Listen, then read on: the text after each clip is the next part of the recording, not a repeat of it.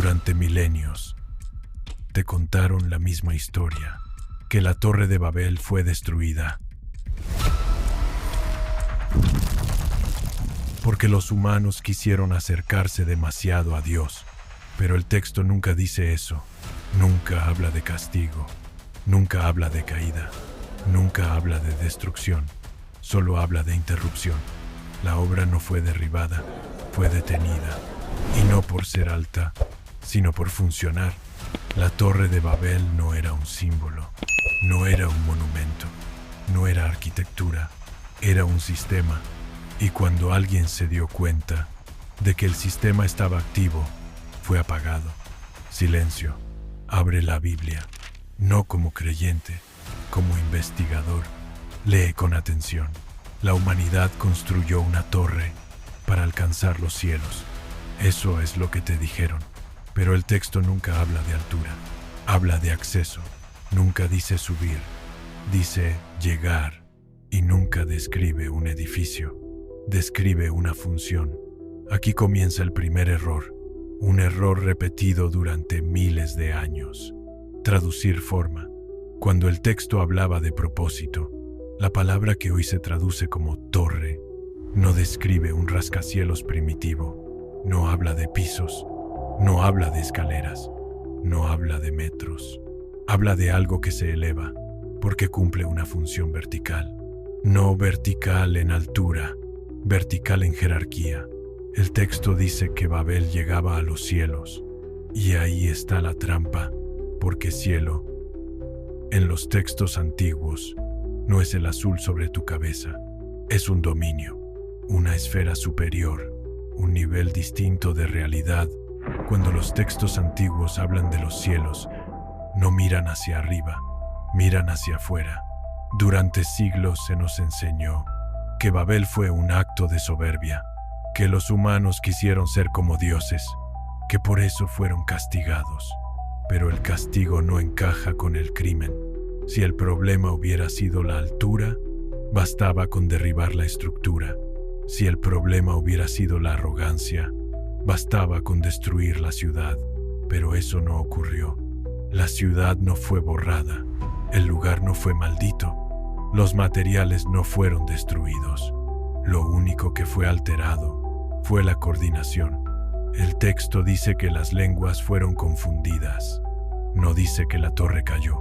Y eso lo cambia todo. Porque nadie confunde idiomas para castigar un edificio. Los idiomas se confunden para romper un sistema. Aquí surge una pregunta incómoda. ¿Por qué una estructura necesitaría que todos hablen el mismo idioma? Las casas no lo necesitan. Los templos no lo necesitan. Las torres decorativas no lo necesitan. Pero los mecanismos sí. Los sistemas complejos dependen de protocolos compartidos, de instrucciones exactas, de secuencias precisas. Un solo comando mal interpretado y todo deja de funcionar. Babel no fue detenida por ser alta, fue detenida porque funcionaba. El texto lo dice sin ocultarlo. La humanidad era una sola. Tenía una sola lengua y un solo propósito. Unidad total. Y entonces aparece la frase clave. Ahora nada de lo que se propongan les será imposible. Eso no es una advertencia moral. Es una evaluación técnica. No dice, harán cosas malas. Dice, no habrá límites. Eso no describe soberbia. Describe capacidad. Capacidad operativa. Y cuando un sistema llega a ese punto, no se destruye, se desactiva. La confusión de las lenguas no fue un castigo emocional, fue una interrupción funcional, un apagado, el equivalente antiguo de cortar la energía o cambiar el código de acceso. Después de Babel, la humanidad no olvidó cómo construir, olvidó cómo coordinarse, y ese fue el verdadero quiebre. A partir de ese momento el mundo se fragmenta.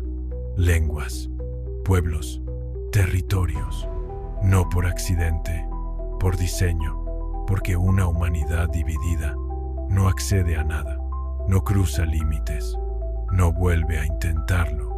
La historia nos enseñó a ver Babel como un fracaso, pero el texto presenta a Babel como un éxito interrumpido, y eso cambia todo. Porque si Babel fue detenida, no fue porque apuntaba al cielo, fue porque estaba llegando allí. Para que Babel funcione como sistema, algo precisa ser entendido primero. La Babilonia no era un pueblo ingenuo, no era una civilización infantil, jugando a construir torres de barro. Eso es un mito moderno, conveniente, cómodo. La realidad es otra. Babilonia fue uno de los centros técnicos más avanzados de la antigüedad, no en fantasía, en hechos, astronomía precisa, cálculos matemáticos complejos, tablas numéricas que todavía hoy sorprenden por su exactitud. Ellos no miraban el cielo para rezar, lo observaban para medirlo, el movimiento de los astros, los ciclos, las repeticiones, tiempo, espacio, orden. Nada de eso pertenece a una cultura primitiva. Las civilizaciones primitivas sobreviven, las avanzadas promodelan. Babilonia modelaba. Sus registros muestran algo inquietante, un conocimiento heredado, no descubierto. No hay fase de ensayo, no hay aprendizaje lento. El conocimiento aparece completo, operativo, funcional, como si alguien hubiera entregado el manual antes de que comenzara la historia. Y en el centro de esa civilización no estaba un templo, estaba una estructura, no decorativa, no simbólica, funcional. Los zigurats no eran montañas artificiales para impresionar a los dioses, eran plataformas. Nadie construye plataformas si no espera que algo ocurra allí. Las escaleras no apuntaban al cielo por fe, apuntaban hacia arriba por necesidad. Altura no como objetivo, altura como requisito. Desde arriba se observa mejor, se mide mejor, se alinea mejor. Babilonia entendía alineaciones, orientación, cardinales, ciclos celestes. Todo tenía que coincidir. Una estructura así no se levanta por orgullo, se levanta porque cumple una función específica, en un punto exacto del territorio, ubicación precisa, materiales constantes, ritmo colectivo, nada improvisado. Y aquí aparece un detalle que suele pasarse por alto. El texto dice que toda la humanidad hablaba una sola lengua, no porque fuera poético, sino porque era necesario. La coordinación total no es una virtud moral, es una condición técnica. Las grandes obras no fallan por falta de fuerza, fallan por errores de sincronización. Babilonia entendía esto. Por eso, antes de Babel, todo ocurre después. Antes, hay unidad. Después, antes, hay propósito común. Después, confusión. Y eso no ocurre por accidente. La Babilonia de Babel no estaba comenzando su camino, estaba culminándolo. Ese es el error moderno. Creer que Babel fue un primer intento. No lo fue. Fue un punto final. El cierre de una etapa de conocimiento que ya había alcanzado un nivel peligroso. El texto intentaron, dice construyeron, no dice soñaron, dice hicieron. Y eso cambia la lectura completa, porque cuando una civilización logra operar algo que no debería ser posible, la respuesta no es enseñanza, es intervención. Babilonia no fue detenida porque fuera ignorante, fue detenida porque sabía demasiado y porque había logrado algo peor que el orgullo. Había logrado coherencia, una humanidad que piensa igual, habla igual, actúa igual. Eso no es caos, eso es potencia, y una potencia sin límites. No se corrige, se fragmenta. La historia nos dice que Babel fue el nacimiento de las naciones, pero el texto sugiere algo más oscuro. Fue el nacimiento del aislamiento, porque una humanidad fragmentada no vuelve a levantar sistemas globales, no vuelve a intentar accesos, no vuelve a coordinarse, al punto de cruzar límites. Desde entonces, el conocimiento se reparte, se diluye, se convierte en mito, y lo que antes era funcional pasa a ser simbólico. Ese es el verdadero castigo de Babel. No la destrucción, sino el olvido operativo. La Babilonia que sabía dejó de existir y en su lugar quedó la historia que nos enseñaron. Aquí es donde casi todos se equivocan, porque leen la palabra cielo y piensan en metros, altura física, piedra sobre piedra, un desafío arquitectónico. Pero los textos antiguos no funcionan así, nunca lo hicieron. Cuando una civilización antigua hablaba del cielo, no señalaba hacia arriba, señalaba hacia otro ámbito. El cielo no era un lugar lejano, era un dominio distinto, un nivel superior de existencia, una esfera que no se alcanza caminando ni escalando, se accede, y esa diferencia lo cambia todo, porque nadie necesita una estructura colectiva para subir a un punto alto, pero sí la necesita para abrir algo. Los textos hablan de llegar, no de tocar, no de ver. Llegar implica cruce, transición, paso de un estado a otro. Y para eso, la altura es irrelevante. Lo importante es la alineación. Babilonia entendía esto. Por eso Babel no podía construirse en cualquier lugar. No era una torre errante, era un punto fijo, un nodo, un lugar donde el cielo y la tierra se superponían. Las culturas antiguas lo sabían, por eso repetían el mismo patrón en distintos continentes. Montañas sagradas, escaleras divinas, ejes del mundo, no como metáfora, como función. El eje no sirve para subir, sirve para conectar. Babel era un eje, un punto de enlace entre dos planos, y eso explica algo que rara vez se menciona. El texto no dice que quisieran ver el cielo, dice que querían llegar a él, no observar, no imitar, acceder. Y cuando una civilización intenta acceder a un dominio que no le corresponde, la respuesta no es violencia, es cierre, porque destruir una estructura no impide que la reconstruyan, pero cerrar el acceso, eso sí. Aquí entra el detalle más ignorado del relato. Dios no desciende para destruir Babel, desciende para observar. Y no es arrogancia, es eficacia.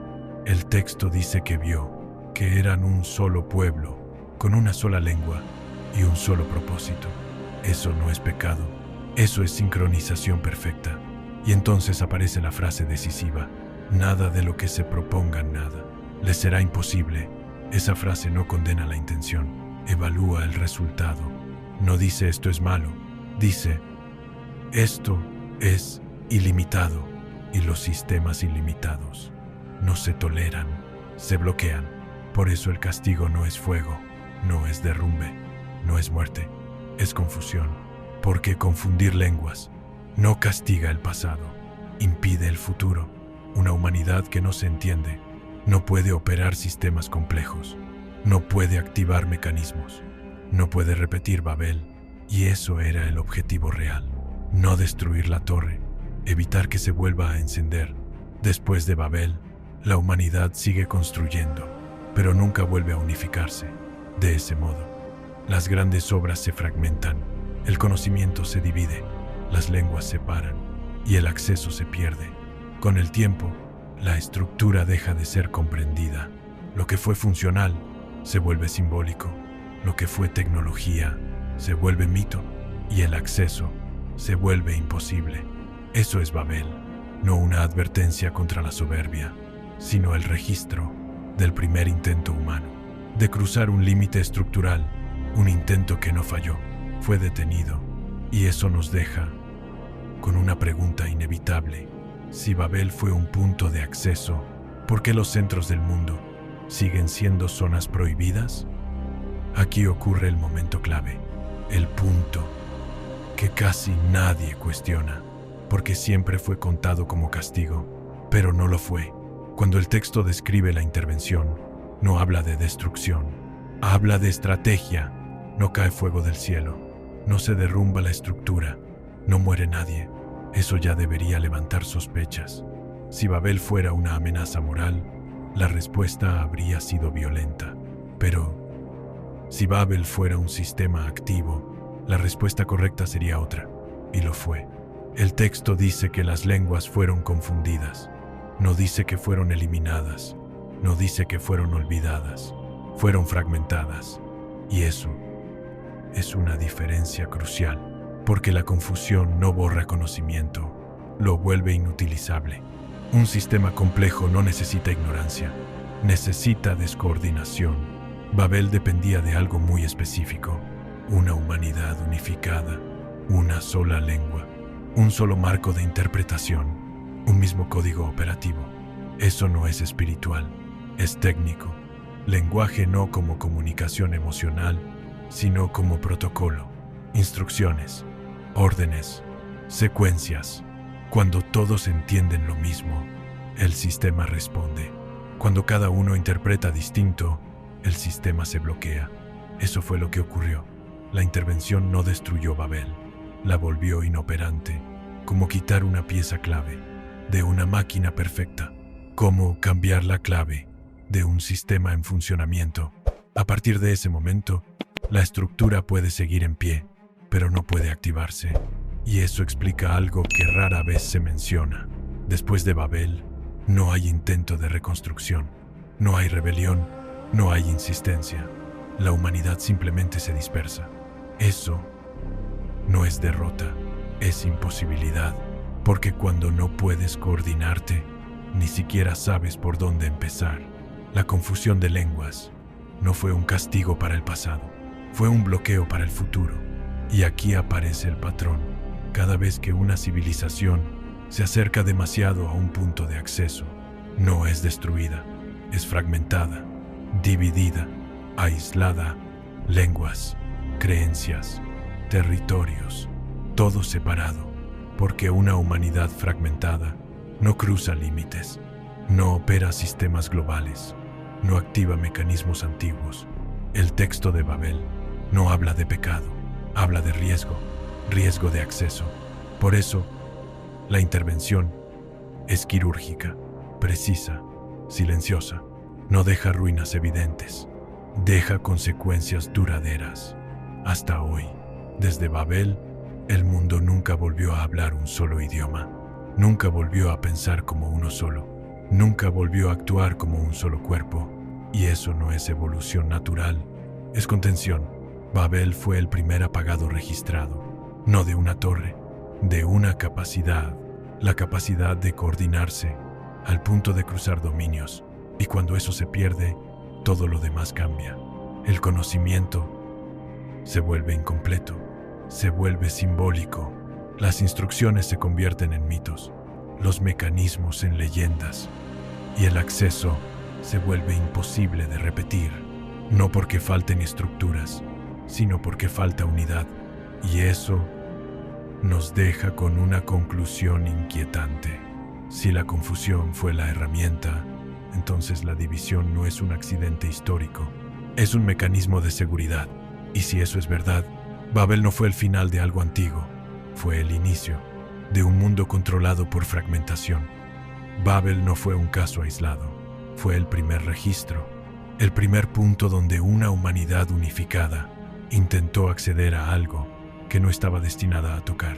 Y lo que ocurrió allí no terminó en ruinas, se convirtió en modelo, porque después de Babel, el patrón se repite una y otra vez, siempre igual, un centro, un punto de convergencia, un lugar donde cielo y tierra parecen tocarse, y luego, restricción. Las culturas antiguas lo entendían, por eso hablaban de ejes del mundo, de montañas sagradas, de puertas celestes, no como poesía, como advertencia. Esos lugares no eran sagrados porque fueran bonitos, eran sagrados porque eran peligrosos, porque concentraban algo, conocimiento, energía, acceso. Y cada vez que una civilización se acercó demasiado a uno de esos centros, algo ocurrió. Nunca fue una destrucción total, nunca fue un exterminio. Fue siempre lo mismo: fragmentación, silencio, olvido. El conocimiento se divide, los textos se vuelven simbólicos, la función se pierde. El mismo principio, El acceso no se destruye, se regula. La información no se elimina, se diluye.